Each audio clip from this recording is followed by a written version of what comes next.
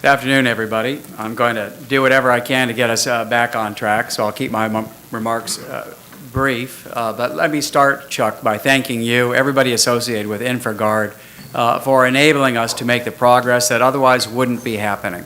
So thank you again. Thanks to Congressman Bartlett, everybody else who's pioneered this sensible strategic treatment of this issue. What I'd like to do today is offer a strategic vision to prioritize the investment of scarce resources in protecting the power grid against E1, and not only the power grid itself, but the partners who will support the accelerated restoration of power in the aftermath of an E1 event. My starting point, as always, is the Congressional EMP Commission, which made such a long-lasting contribution. And one of the key findings of the Commission is that when, not if, an EMP event occurs, complex computer-intensive control systems, including those associated with the power grid, they're going to be disrupted. But the vast majority of electrical and electronic systems are going to survive. The implication here is we don't need to protect everything.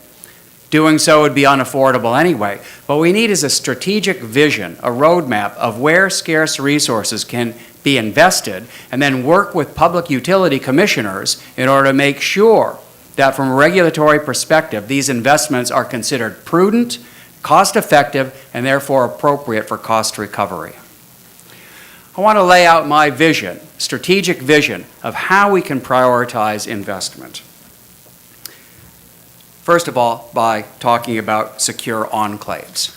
I believe that what we're going to need to be able to do is that to ensure that through hardening and other protective measures against E1, there are going to be enclaves of surviving power, either that survive throughout the EMP event or can be quickly restarted in order to re-energize the grid. We're going to need to be able to make sure that these strategic enclaves can provide the platform from which power restoration will go forward. First, let me talk about the two main paths for power restoration that we'll need to follow in the aftermath of an EMP attack. First, of course, is black start.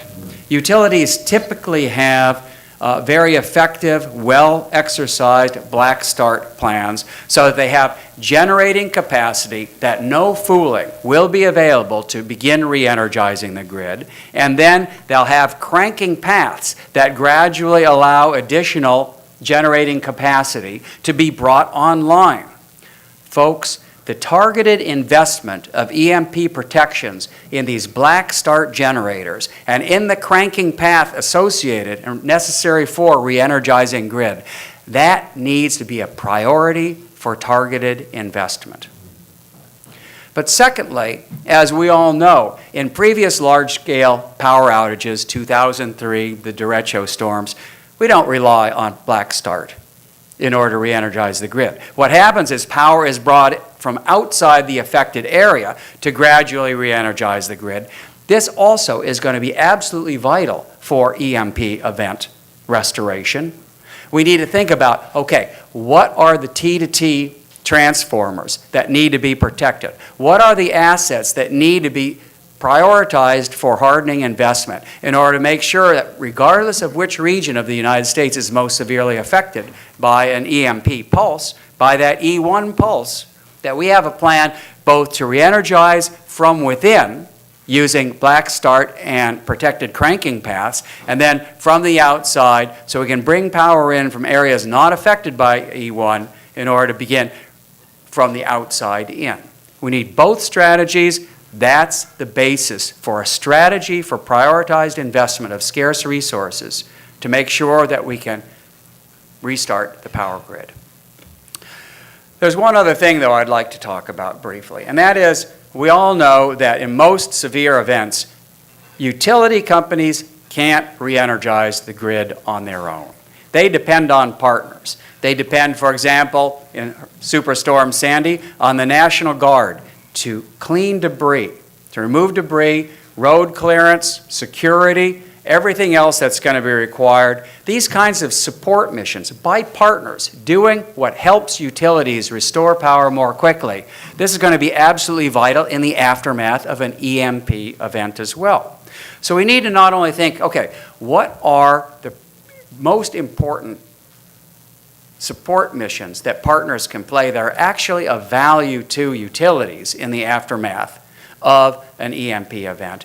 But this is what I want to leave you with. How can we ensure that these partners, these potential assets, ranging from the Red Cross and other NGOs to Northcom and the National Guard, defense support to civil authorities, how can we ensure that these partners themselves can survive an EMP attack so that the vital capabilities they can bring to bear, for example, for the case of the Red Cross, ESF 6, Emergency Support Function 6, mass care.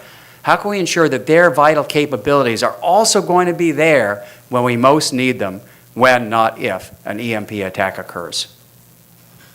Thank you very much.